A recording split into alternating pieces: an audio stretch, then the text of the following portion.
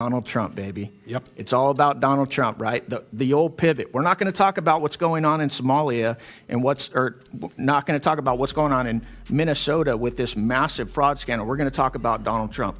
With my remaining seconds, can we play the video I have, Mr. Chairman? Eli, Crane just put Melanie Stanberry on the spot during a congressional hearing so intensely that the chamber fell completely quiet. And when he rolled that clip, Democrats looked like they were ready to head for the doors. This is what happens when evidence outweighs talking points. If you're fed up with being branded racist for asking where your tax dollars were spent, subscribe right now because I'm unpacking this with viral videos from a young man YouTuber who was literally creeping around daycares by himself, making claims about fraud that were not there. And then the vice president and the FBI director were retweeting these videos without even verifying if they were true.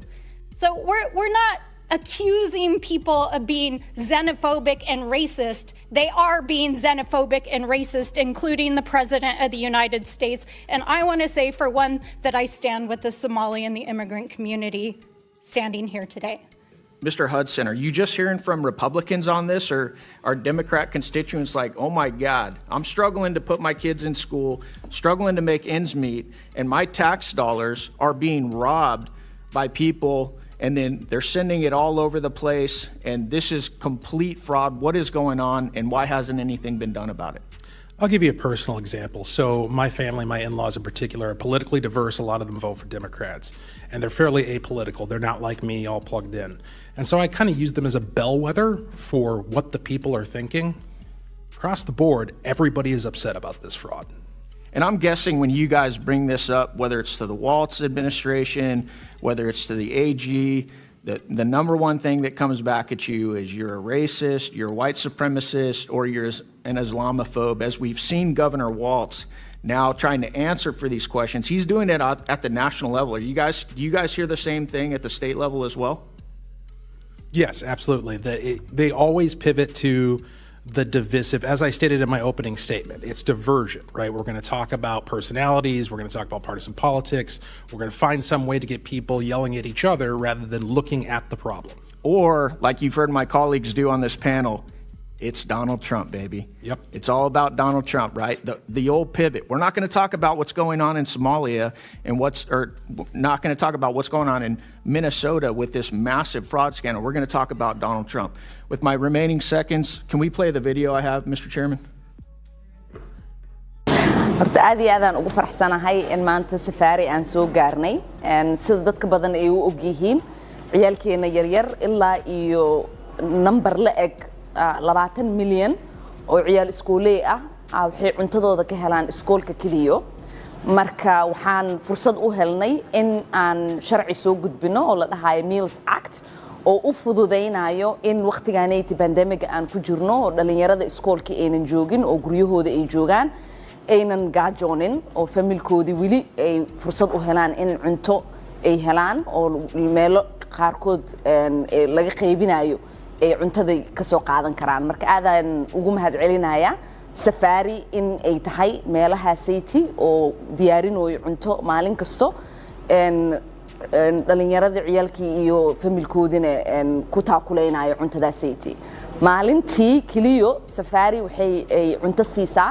2300 oo ciyaal ah iyo familkooda taas waa mid muhiim ah sida aad u ogtihiin dhalinyaro badan gaajo ku nool wadankaanayti ama familkooda fursad u helin in quraac qada iyo casho ay siiso marka in qadada city ay meel ka helaan aaday u muhiimsan tahay bishan ramadaanka oo familiyaalkeena badan iyagoo aan shaqo haysanin iyagoo aan taakulayn kale helaynin in aynan ka walwalin ciyaalkooda yaryar sidii ay qado ku siin lahaayeen waa muhiim marka waxaan u mahad celinayaa safari oo kaleete iyo dadka badan oo maalin ilaahay keeno fursad u qaatay in ay u volunteer gareeyaan oo ay taakuleeyaan familiyaalka. One thing that is so alarming is the reporting that many of these fraudulent companies are then donating the stolen money back to the same Democrats that are protecting them and advocate for these very programs. Is that correct, Mr. Hudson? I would agree with that statement. Well, we just had one of my Democrat colleagues said these are just opinions. you know, are these guys donating money back to Democrats? Yes, they are. I'd like to enter into the record, Mr. Chairman, an article from Breitbart News saying, with the title being Database Searches Show Somali Fraudsters Funding Democrat Politicians. So these aren't opinions. Without objection, There's actually order. reporting on this. Are you guys aware? You guys are elected officials in Minnesota, right? Are you guys aware of the reporting that some of the stolen money is getting funneled back to the Islamic terror group Al-Shabaab in Somalia? Mr. Robbins. Yes, sir. And we have evidence of it going back as far as 2012, where a man was convicted of sending $21,000 to Al-Shabaab. In 2011, 2 Minnesota women were convicted of sending money to different groups. Someone else, we have multiple references of how the Al-Shabaab takes a cut when the money gets to Somalia through the Hawala network. So I think there's ample evidence on this and federal convictions. This reconciliation package proposes devastating cuts to Medicaid and SNAP. My Republican colleagues will tell you that they are just going after waste, fraud, and abuse, but let's be clear. The only way to slash this much safety net spending is by making it harder for people to survive. Their changes will kick millions of Americans off their healthcare and nutrition assistance. That means more untreated illnesses, more hungry children, more preventable deaths. This isn't just line items in the budget. There are people's lives, the sacrifice of human dignity and of life itself. And for what? So that your billionaire friends can get nearly $300,000 in tax cuts? So we can expand tax breaks for corporations, hedge funds, and wealthy heirs? And that's not all. This bill includes plenty of other harmful giveaways, like new mining leases on public land, including the Boundary Waters in Minnesota.